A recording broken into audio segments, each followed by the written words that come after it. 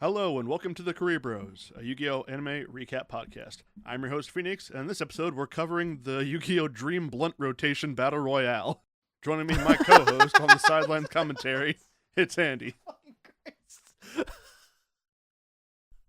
It's kind of a nightmare blunt rotation in a way. Yeah, in case you I'm going to peel back the curtain. This is our second time starting to record this, so I had a completely different intro that wasn't funny, and between the restart I thought it would be way better to throw Andy because I knew he'd expect me to do the exact same one I already did.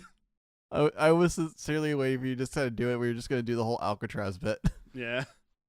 But no, we didn't. And you'll never hear it because we already deleted it. So it is what it is. Yep. Oh, well. But yes, we are going back to the Yu-Gi-Oh! Battle City Finals. We've been away for so long. I don't know what happened, but it feels like we've been away for like 6 episodes or something. And I don't know what we're doing. It feels like we were lost in the woods for a while. But like, last thing I remember was Merrick fucking up Bakura, and good Merrick. Yeah, and we touch on that again in the start of this episode, so I guess we must not have missed that much. No, like, it feels like really nothing significant or... Yeah, nothing important or relevant or had to happen happened. interesting or, you know, something that could have been summed up in a couple pages. Like, how many pages? Maybe like 3, possibly. 3 pages. That'd be quite the summary. Yeah. Kind of all summed up in a pretty easy, nicely like wrapped present. Or a tightly bow, or whatever it is. Either way, we are back into the Battle City Finals, and we are going on to the semifinals with the duelists Yugi, Kaiba, Joey, and Merrick. Yeah, just a couple of guys hanging out for a fun day of cards. I wonder what they're going to do in this episode. Kill each other. Literally, they're going to do a Battle City Battle Royale, as they will be all... Like, what we're going to cover in this episode is the 4 of them dueling off to see who will duel each other in the semifinal rounds. And it's very exciting. Yeah. We're setting this up very well. It's fun. Oh. Aren't you having fun? Well, I don't have a Grey's Anatomy update, so how much fun am I having? I was watching YouTube shorts, and one of them was a clip of Grey's Anatomy where, like, some woman, like... had to be held upside down by her feet by her husband, otherwise she would like die because like her pacemaker was loose or something. Thing. Yeah, it's the weirdest thing. It's always the weirdest things. Like there's someone who has like a brain aneurysm, and if they move a certain way, their brain aneurysm explodes. There's one I do remember where a guy had to watch porn on the TV because he was allergic to painkillers. I'm not kidding. Did it have to be on like the TV? Yeah. Mm-hmm. It was old, so it wasn't like it was. I don't think there was like laptops that were really that discreet about it. But no, he had to watch porn on the TV, and then the power went out in the hospital. So one of the nurses had to, in a very comedic sense, try to do like dirty talk or like try to talk like one of those like filthy novels that grandmas read that act like they're romance novels. You know, I don't think House is the most unethical doctor show anymore. Nope, it's not. Nope. I can say that with a wholehearted honesty. Lin-Manuel Miranda was on House. Was he? Yeah, when House was like in a psych ward or something. I remember Kumar from Harold and Kumar was in it, and I think he got killed off because he was going to work for in the Obama presidency or something. Something like that. He was like some sort of advisor to something. I can't remember. But then he got out of it, went back to acting, and then shot Harold and Kumar 3. The Search for More White Castle. The Search for Christmas, because it was a Christmas movie. No, I've never had White Castle, but I've seen a few. Me neither. Almost once, but actually never happened. You think better of it or what? I don't think I'm missing much if I don't know what I'm missing, right? Yeah, I'm sure there's plenty of places you could find a slider. I could make a slider if I wanted to. Whoa. I know. Go to the grocery store. Pick up the meats. Well, how about we make like a tree and leave and start talking about Yu-Gi-Oh? Well, we actually get to talk about manga stuff again. It's so exciting. Honestly, before we start going off this, how refreshing is it that we're back here? Like, as soon as started like watching it and getting like the character interactions, I was like, oh, thank God. Things I care about. It all feels natural again. It doesn't feel like we were lost in the woods for 6 weeks. I don't know what happened. It feels like a blur, but now we're moving on, and I'm so happy about it. It's crazy after we finish these episodes how much I was like, I just kind of want to go on. Like I was like, can we do this again next week? No. No, we have a schedule to keep, and also that would just kill me. So anyway, so how about you get into the first episode? I would love to. Episode 122, covering chapters 179 and 180. The episode opens up with the battleship en route to Alcatraz, the former site of Gozaburo's military department and the current site of the Duel Tower, which Kaiba had built for the Battle City Finals. Kaiba thinks of the Egyptian god cards that have been gathered and his intentions to have them all and rule as the greatest duelist there ever was from atop this tower. We see Joey going to visit Mai, who is being watched over by Serenity, reaffirming his promise to beat Merrick and save her. He will do this a couple times in these episodes. Speaking of the devil, Merrick has now come to confront Ishizu while looking for Odeon. Merrick threatens to use the Millennium Rod to make Ishizu reveal where Odeon's been hidden, but Merrick says he doesn't have time for that because he hears an announcement that says the finalists have to gather on the deck of the ship. And I think he probably did have time. He had like a lot of time. Now we see Yugi and the Pharaoh in what had been Bakura's room, thinking on how not even a body was left after the Shadow game where Bakura faced off and lost against Merrick. The Pharaoh feels responsible for all the tragedies that are befalling those around him because they're being caught up in the nonsense of the Millennium items, quest, history, lore, war, what have you, and just feels bad about the whole thing. But Yugi affirms to him that it's not his fault because it's the bad people who are doing it. Yeah, it's not really his fault. He can't really control it. He's just been trying to figure out his brain memories. The battleship finally lands and the cast disembarks and takes in the site of the Duel Tower, a pristine, newly built spire standing amid the rubble of the former weapons facility. Kaiba and Merrick call out the Pharaoh respectively about wanting to beat them, and Joey interjects each time, feeling ignored by Kaiba and wanting revenge on Merrick. Everyone enters the tower and finds themselves in a large central chamber with 4 doors. They're told that the choice of door doesn't matter, and all the doors hold a platform for the duelists that once entered raise up. The duelists are in a 4-way match where the brackets for the finals are to be determined in the order in which duelists are knocked out of this 4-way free-for-all. So the first 2 duelists will be in the first match of the semifinals, and the 2 remaining will be in the second. Duelists will alternate turns and can attack any player. The duelists all take some time to think about who they want to face first. Kaiba, of course, wanting the Pharaoh's god card so he can face off against Merrick. Merrick wanting to kill the Pharaoh for the purposes of killing the Pharaoh. And Joey wanting to take a shot at Merrick to get Mai back. The Pharaoh is conflicted on who he wants to face, having a reason to want to face all of them, with Joey and him having made the promise to face each other as true duelists, Merrick being the Millennium storyline that he has to resolve, and Kaiba and him thinking about their destined match and how they keep circling around each other. Yeah, it's kind of a lot, and there seems to be a lot of choices, and I think kind of in the beginning, if you don't already know what's going to happen, I mean, the matches feel pretty predictable if you're kind of thinking about it, but for a moment, you could kind of see a lot of them going different ways, especially how they set things up to this point. You could see any one of them dueling each other, but I think what the end result is makes sense. Also, I'm going to say this now, I think this duel cruises along at a pretty solid clip for it being 4 different duelists. Yeah, this is some of the most well-paced dueling, and even with the like side B plots or when they kind of stop to like take a break to do, you know, some of the other things they do in these episodes, it doesn't really take away from it at all. And I think everything's kind of chunked out pretty nicely. I did say, I think at one point, and I'll probably take it out if I find it again, that this could have been like 2 episodes, but 3 is kind of okay. Like, it wasn't the worst. Yeah, it's fine. But the reason we divided this up is because all the final matches are pretty chunky. Oh my god. They are. I think the first one's like going to be 4 parts, 3 parts, 4 parts. It might be 5. And then the next one's 6. Yeah, the next one's definitely 6. And no, I think you're right. I think it's 4, 6, 5, I think. So these last few episodes, we're going to have a lot of fun. But the season's going to go by pretty quickly then. So the turn order will be decided by the duelists each revealing a card, and whichever card has the highest attack power will get to go first. And then whoever revealed the card with the second highest will go second, and so on and so forth. But the card that they show will be removed from the game. Kaiba shows the Masked Beast Desgardius he won from Lumis and Umbra, not caring if it's removed from the game, and it having 3,300 attack points. The Pharaoh shows off the Feral Imp, Joey shows Swordsman of Landstar, and Merrick shows some eyeball monster I don't recognize the name of by sight. So Kaiba's going first, Merrick is second, then the Pharaoh, and then Joey. They actually show a different card. I think I'll show all the cards are the same in what they pick. But they don't think they mention anything about if they pick a card, that card cannot be used. Oh, no, here it is right here. That card must be removed from your deck for the duration of this duel. Okay. Wow. I missed that in the manga. Oh.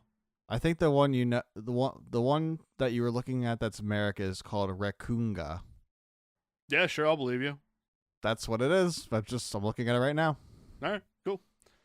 Yeah. The duel begins. Kaiba sets one card and summons Vorse Raider and passes his turn. Merrick summons New Doria, which looks like an emaciated Jinzo, and passes his turn. On the Pharaoh's turn, he summons Big Shield Gardna, sets 2 cards, and passes. Joey's turn, he does not have a summonable monster, so he sets 1 card and passes. Sag. Yeah, super Sag. Kaiba's turn, and he attacks Joey directly with his Vorse Raider, but the Pharaoh activates his set Regulation of the Tribe, which lets him choose a type of monster, and that type of monster cannot attack for as long as this card's on the field. And he chooses Beast Warrior, stopping Vorse Raider. Pharaoh says he will fulfill his promise that he made to Joey, and the episode ends. So it seems like the Pharaoh's intent is to face Joey. Yeah, that's kind of where I think he makes his decision. He actually guards him with Big Shield Gardna in the manga. He doesn't spring a trap, and which kind of either way makes sense. And yeah, that was actually my other note. Yami seems to want to fulfill his promise to Joey and duel him in the semifinals, which is why he helped. It's nice to have someone that wants to fight Joey in this. Because no one else does. Yeah, Merrick's like, the Pharaoh. Kaiba's like, Yugi. Joey's like, I want to fight you, Yugi also, or Merrick. And Yugi's like, oh. Yugi's like, I don't know. Everyone stop looking at me. It's a little weird. I don't like this. Well, one of the things I was going to say was, in the dub, he doesn't say anything about the true duelist stuff or like the fact that they had a promise. He just says they're a team. And it seems more of like a protector role. It seems more of like a role where he's like, well, I don't want him to face Merrick because Merrick will kill him. Merrick will kill him. I don't want him to face Kaiba because Kaiba will kill him. And Merrick will probably kill Yugi. You know, it's kind of hard to choose. I guess he was willing to take his chances between which of the two had the 2 Egyptian god cards, and he had to face them off. But I don't know. I guess whatever he was thinking is what he was thinking. But we'll kind of move on, and now I'll take the wheel with episode 123, which covers chapters 181 to 182. We come back to the battle royale of the century and pick up where we left off with Yami protecting Joey. Yami's reasonings for protecting Joey is, like I said, he doesn't want him to face off Merrick since, bad things usually happen when he says that. The dub seems to forego the motivation of the Yujo friendship duelist showdown, like we call it here at the Kuribros.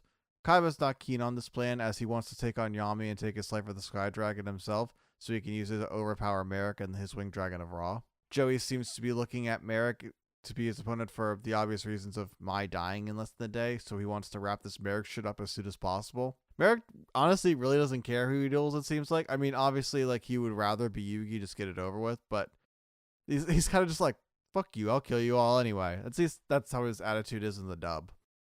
As Joey reflects on his decisions to get his outcome, Kaiba does this classic Seto Kaiba ribbing at Joey that he needs protection from Yami, and that's why he was protected in the last move. Kaiba then goes on to bash Joey's skills as a duelist and his lack of strength, as he is the only duelist without an Egyptian god card, which is true, but like, don't be that rude about it. There's only 3 of them and there's 4 of you. There's no 4th Egyptian god card. Or is there?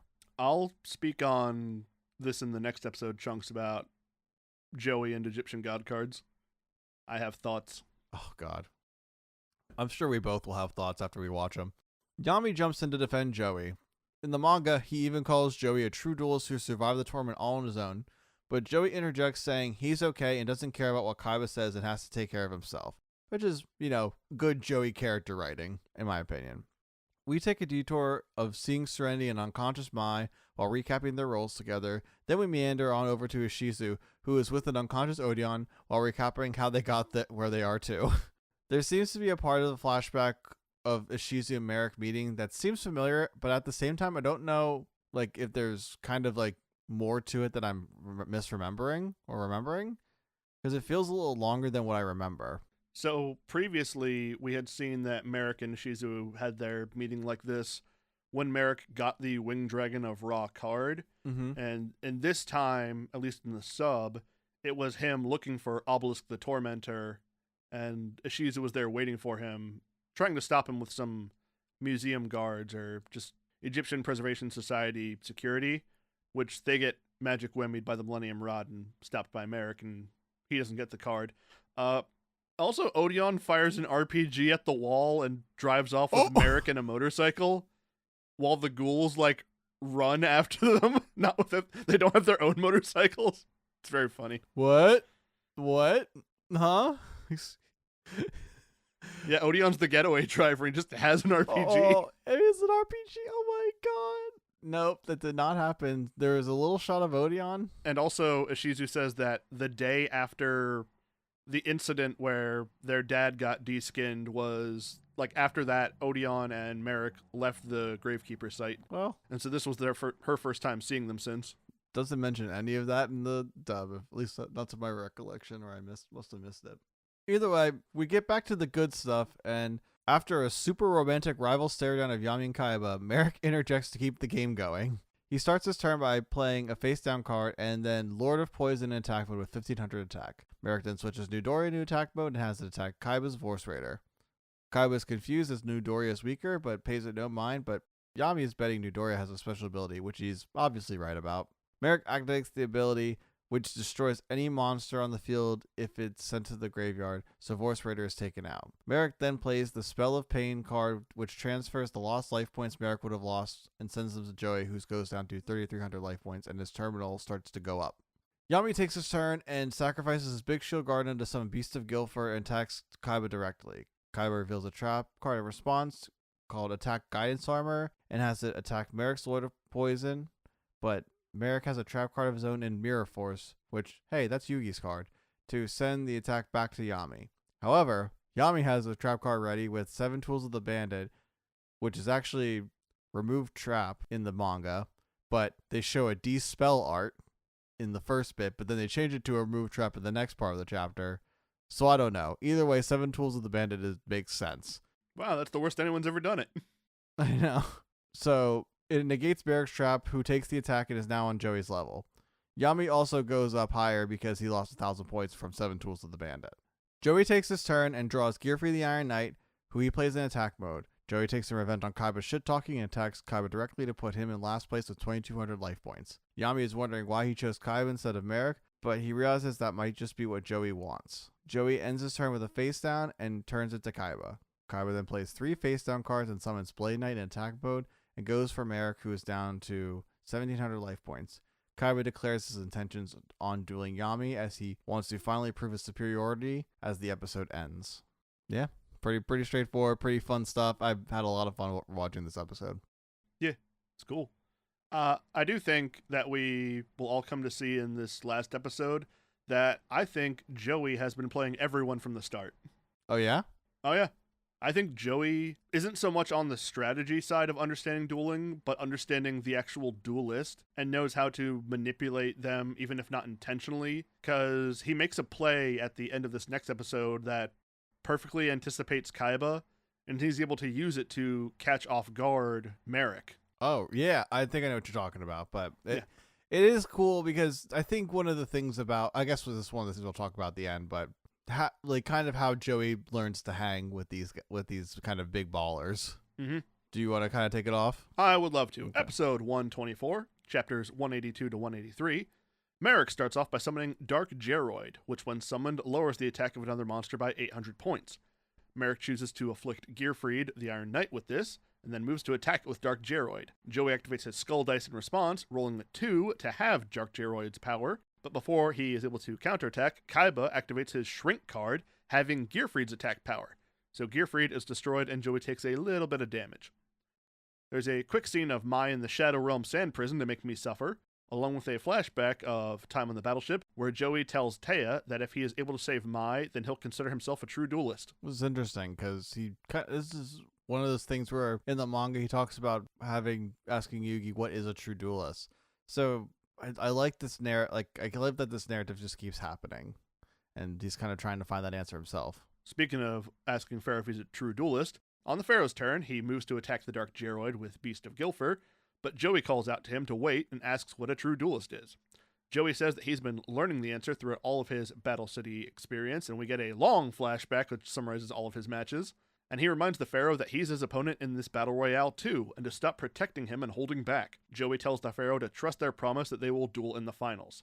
Pharaoh switches his attack to Joey directly, and Joey goes to 1,000 life points. On Joey's turn, he summons Axe Raider and attacks Kaiba's Blade Knight. Kaiba activates Ring of Destruction and puts it on the Axe Raider, and then activates his Ring of Defense to protect himself from the blast damage. After Axe Raider gets exploded and the dust clears away, we see that Merrick has gone to 0 life points. Joey reveals that he's activated his set Grave Robber to steal Merrick's Spell of Pain to transfer the damage he would have taken from Ring of Destruction onto Merrick. On Kaiba's turn, he attacks Joey directly since his monster is gone, which knocks him out of the Battle Royale and ends the duel. The semifinals will be Merrick versus Joey and Kaiba versus the Pharaoh. Woo! Really short. I think in that last turn, I think Joey played every one of the other opponents because he's able to get the Pharaoh to attack him to lower his life points enough that he would be able to be taken out by Kaiba and get third place. He knew Kaiba would have his Ring of Destruction, Ring of Defense, some sort of combo to make his attack backfire. Yeah, which he knew he could redirect onto Merrick if it was the combo he thought it was. And Merrick was just there to be caught off guard, not thinking he was involved in this at all. Yeah, it's like Joey kind of beat Merrick in that sense right then and there. Yeah, there's some back and forth between Merrick and Joey after Merrick gets taken out where he's like, I'm going to send you to the Shadow Realm. And Joey's like, yeah, see you in the finals, asshole. Yeah, he's like doing like he's making all the faces. He says something along the lines of, "You just signed your own death warrant." And he's like, "All right, it's gonna be you and me in the end." It's kind of sick. I have a bunch of notes, but I didn't want to, since your thing was so short, I kind of want to just like let him go. But so some interesting things that I found in this episode were like, the dub uses the wrong art for Ring of Destruction. It's the actual Ring of Defense spell, but he calls it the Ring of Destruction trap card, so it's kind of a fuck up. Joey responds to Merrick's attack not with Skull Dice, but with Shield and Sword in the manga. But Skull Dice is obviously the more appropriate card in this situation. I like the addition. I don't know how it was in the sub, but there is that little flashback where Joey's talking to Taya about after Mai got gotted, and I actually really like that. It was a nice anime edition that wasn't just kind of the theme of these last 3 episodes were kind of just recapping things and getting motivations and kind of like padding time in different ways of just kind of being like, hey, remember this or understand these motivations. Like they made sense and I wasn't really like complaining about them as much. I understood what they were there for, but like something like this made kind of the story more than what it already was, which is nice. This was a nice addition. How was it executed in the sub? Was it like good? I liked it. I liked seeing that Joey having his own definition or he talked about this whole season about like becoming a true duelist and that he will be one when he faces Yugi in the finals. And so him having set like the new thing for himself where by beating Merrick and saving Mai, sort of like not relying on someone else to set the terms of what makes him successful. Like in Duelist Kingdom, he got the card from Mai to get into the finals. He got the reward money card from Yugi. He didn't win, but he still got what he wanted out of it. This is him being like, no, this is the thing I can do, and if I do it, then I will have reached my goal. Yeah, so that was really interesting. I liked it. I think it made a whole lot of sense. And I think it was one of those things that animes can do from time to time where they're trying to pad time with like some sort of inconsequential moment, but it's a character moment that makes the story just a little bit better. I wish more. I think more animes are kind of getting keen to that, but I wish more of Yu-Gi-Oh did this instead of what we do get sometimes. I also hate the whole. This is a trope that goes on throughout the series. I don't know if the whole series, but at least like up until now, where Tristan like doesn't believe in Joey, and he just like tries to be like, just sit in the back and let Yugi handle this, and you get to fight Yugi. Tristan does have a semi-funny line where when Joey's asking Pharaoh what a true duelist is, Tristan says, well, I don't think a true duelist will call time out during his opponent's turn. Dude, he's such a jackass. Like, Your favorite monster is a normal monster with 900 attack. You're trash, Tristan. Like, you don't know how to play this game, so shut the fuck up. You're trash, Brock. Joey plays Legendary Fisherman in the manga, not Axe Raider, but that also makes sense. And then the last thing I wrote was, holy fuck, they rocketed those fuckers. Oh, yeah. Once the match is done, they're like, all right, the duelists are going to the finals. They're like platform chairs, just fucking boom, right to the stratosphere. It was like, one what? of those tubes, like those tubes where you're shooting mail or whatever in. Uh-huh. That's so fucking funny. So to kind of just get my thoughts, holy fuck, this is going to be kind of a short episode. That's okay. We kind of need a short episode here and there. I really, really like this. I mean, I would probably really like this for the fact that I was starved for content for 6 episodes for some reason I can't really remember. But this was really fun. It's a breath of fresh air. We got really good condensed versions of all the duelists being like their selves that we remember. We got to see all of them do cool stuff. This rips. And then I like the theme that like everyone underestimates Joey. And Joey is kind of the one who plays the coolest moves of the whole. Yeah, Joey sets up Royale. the end of this match. Like, Joey knew what he was doing. He knew he was going to lose, but he manipulated it so he could get what he wanted. And he kind of won out in the end. So, good on Joey. I love getting positive Joey content and not just dumb, bumbling idiot Joey that we get sometimes. So, when he's actually kind of written well, he's fantastic. Absolutely. Yeah. Yeah. I also kind of like, it's something you kind of touched upon that I'll kind of bring up, is I kind of also like the conundrum Yami's in this, where he doesn't really know who to kind of face. Everyone wants to face him, but like he has a consequence for every choice he makes in facing any of these people.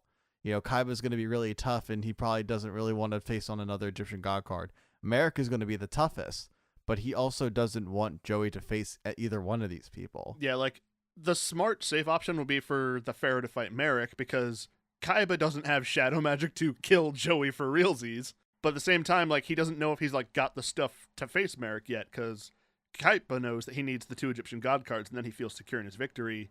Pharaoh ain't got that.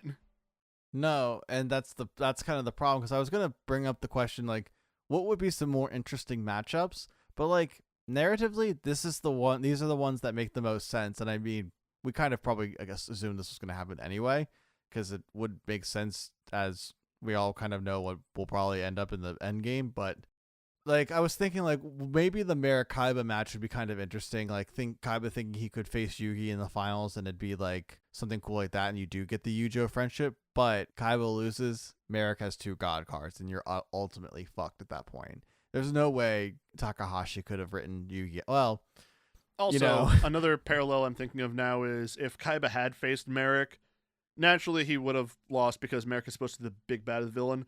That would have been sort of like a rehashing of the way Duelist Kingdom went, where Kaiba faced Pegasus thinking he had some strategy to win and then still lost. And then Yugi would still have to step in and take the W. And to be fair, this is kind of technically the final, like, that. This will be the final Yugi Kaiba match. Yeah. In the story, like, for real. So, while it's going to be probably one of the biggest fights in the series, it's 6 fucking episodes. 6 fucking episodes. It's deservingly so. These are the biggest rivals of the series, and it's a very, very good rivalry. The one in season 1 is like anything to kind of base your opinion off of. It is going to be a cool duel. I remember there's a lot of cool cards and cool plays, and one of my favorite Yu-Gi-Oh! Abridged moments ever is in that duel. I'm your daddy, Kaiba. So, shout out to little Kuribros. Fucking, man, that I had to grow up on that. Do you have any other thoughts on this? Because we kind of made this a short episode, so we can at least kind of monologue a little bit, or kind of just vamp. No, it was cool. There was some stuff from the people viewing, which it must have sucked to be a spectator of this match, because they're like on the ground floor having to like crane their necks like, straight up to watch. It's looking like Vegeta when he's watching like Goku and Beerus fight in Battle of Gods, where he's just straight up. I'm gonna summon Axe Raider. What did he summon? I thought he summoned Legendary Fisherman. Hang on, I can't see. Why'd you boost him 5 stories up? You fucking idiots. Apply the handbrake. So they called it Alcatraz in this, right? Yes. They didn't call it in the dub, obviously. I don't think they could call it that. I think they'd be too real. Did they say it's in San Francisco too? No, they just call it Alcatraz. They say it's the Alcatraz in San Francisco in the manga. You can He like see builds Alcatraz a tool tower over from the prison. San Francisco. That's what I'm saying. So now there's a big tool. Well, I think something happens to that dual tower at the end, but I'm not spoiling that one. But they're still gonna see some dumb shit. Oh yeah, Gonna see a lot of Egyptian god cards. Americans are gonna be like, "What the fuck is that shit? Is that a duel monster game? I think there's one of them weeaboos out there playing duel monsters. One of them otakus." I had an otaku last week. Otaku Tuesdays. Shut up. Oh my god. Anyway, I'll catch you at TGI Fridays. Thank Egyptian gods, it's Friday. I saw you change the in the Google Docs. I saw you change the next episode thing. Yeah, that's the name of it in the sub. Oh yeah, it is, ain't it? Yep.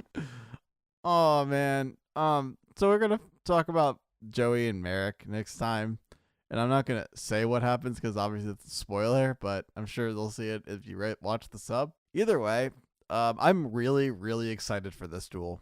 Oh, it's gonna go hard. All these matches are gonna be awesome.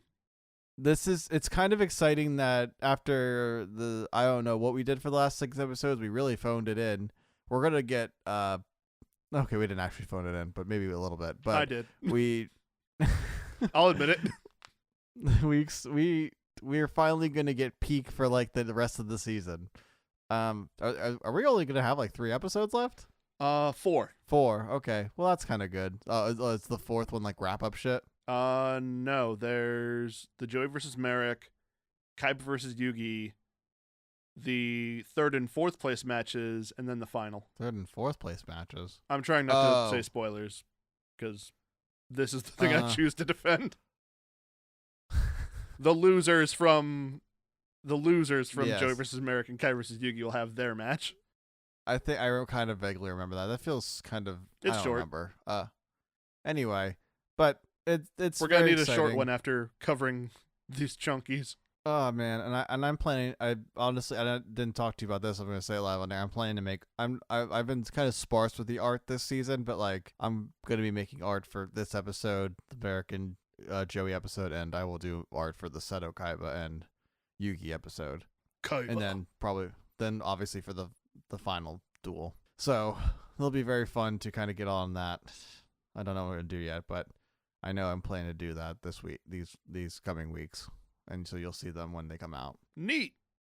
Yay! I'm excited. They're going to be really cool, I think. Whatever they look like, they will be cool. Or not. Maybe they'll just suck.